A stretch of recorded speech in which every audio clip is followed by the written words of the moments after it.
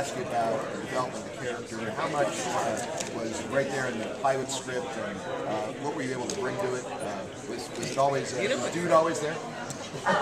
Everything was in the pilot. I mean, I think the biggest thing I probably brought to the character was dude, and that was just trying to kind of breathe some life, trying to figure this out. We're on this set, I'm scared, we're hauling ass, I'm not used to that, right? It's like we're shooting something in, 3 weeks, I'm used to like 4 months, and it just kind of started to come out, which is kind of neat though, because it really kind of, it's a weird, defining thing to the guy. He's just a really interesting character, though.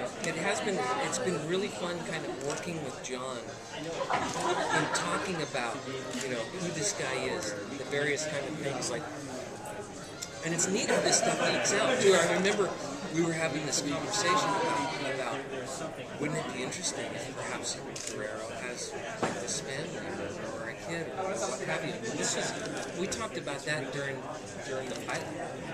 And so it was really neat, when I'm reading that conversation with Baptiste and he mentions it, it's like, wow, I love how this stuff is eking out instead of like, boom, look, here it all is, isn't that fun?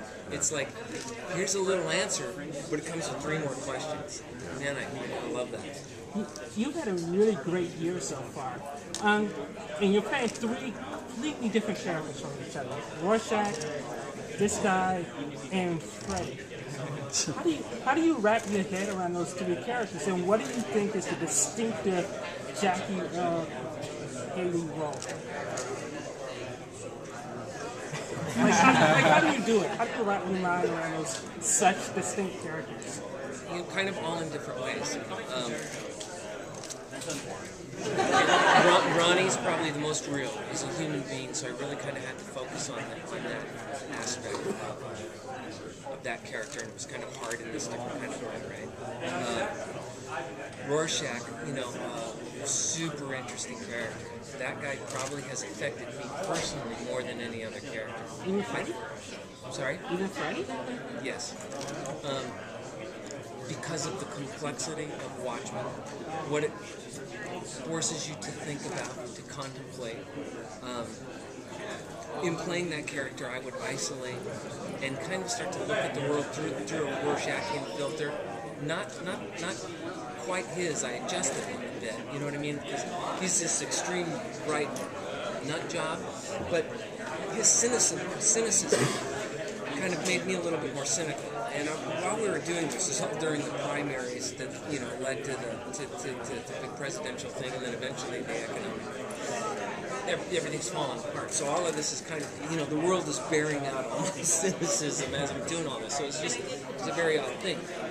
Nightmare on Elm Street, I kind of started down this road where I was really looking at serial killers. So I was kind of looking at this as a real human, and I was starting to kind of really prepare myself to do this work. I don't know what I was thinking. I kind of keyed into Ed Kemper, and then I saw that, look, they did a movie, and I clicked on it, went to YouTube, and it was the slasher movie. And it really pissed me off. I thought it was going to be some smart examination of the mind of the serial killer, and it was this, slasher movie. And that's when I realized, oh my gosh, I'm playing a mythological boogeyman, and that's what I needed to embrace. That's when I realized that this is a campfire story. This is a really kind of an interesting part of our culture, and this is what I needed to embrace was the boogeyman. Now I still needed to look at the human side of him, and try to I think bring some reality to it.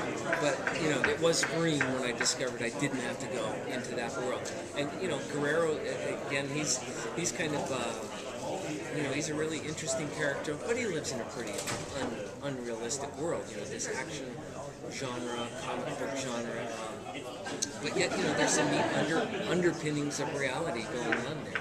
I think that there are people like Christopher Chance and like Guerrero and like Winston that kind of live in this fringy world. Like we all kind of like have rules that we live by, and we've all agreed to do that. Where these guys live, the guy like Guerrero kind of lives his life in a way that we all can see that, oh look, he's got values and morality. I mean, he'd probably be dead the next day. You know what I mean? He won't let, you know, values and morality and normal things like that put him at risk. So I think that over time we'll learn that that guy's kind of got a philosophy, you know, in life that, you know, makes sense to him. And I think we'll understand that it makes sense to him whether we agree with it or not. Jack, I'm sorry, I didn't mean to interrupt. Can you tell us about the fight scene between you and Mark through the season finale? How did that go? It was awesome. Was it? I haven't seen it, but what a blast. It looked It was pretty so dope. cool. I gotta tell you, this whole show is like one of the funnest things I've ever done. At first it was kind of, you know, a little scary, a little hard. I'm wondering, oh heck, what did I get myself into here? And then I started to learn a little bit more about TV, how it worked.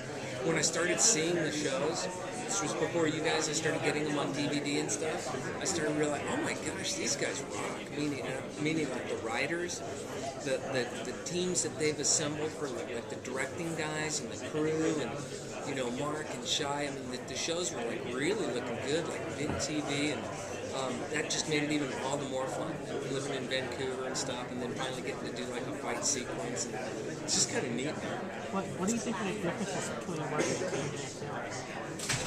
I'm still trying to figure it out. The biggest difference is the fact that a lot of the development is backwards to me, because I'm used to, you know, you get one screenplay and then you work on, you know, with the director on the character and the various things, and then you go and you attack and you're kind of done.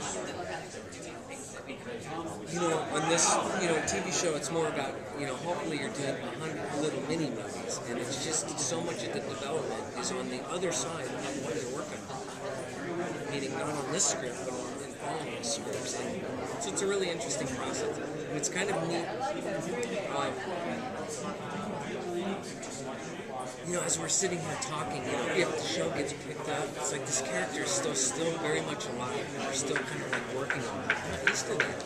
Normally when I'm talking to you, this is all done. You know, it's this project that's over here now, we're kind of talking about, you know, about it, like, you know, historical, where this is like, you know, maybe we're still working on this. Can you talk about the specific character dynamics between you and the other two sides of the triangle? You know, it's almost like a Crook, Spock, McCoy thing going on there or something. I think it's kind of neat, because I think Winston is a lot on that gauge. You know, Winston's kind of running the office for Chance, and I think there's a Guerrero is kind of a dividing force between the two. I think there's a history between Chance and Guerrero that even after this last episode, I don't think we're going to fully realize how deep that goes unless this thing goes on for a while. And it is kind of neat how there's some cool little hang-ups between these guys. It makes for some real neat fodder, but it's also very like realistic in the fun sense that people are different. They see things different, and when you get a group of people that are kind of working on the same things, but they're kind of different minds, it kind of makes for some neat comedy drama.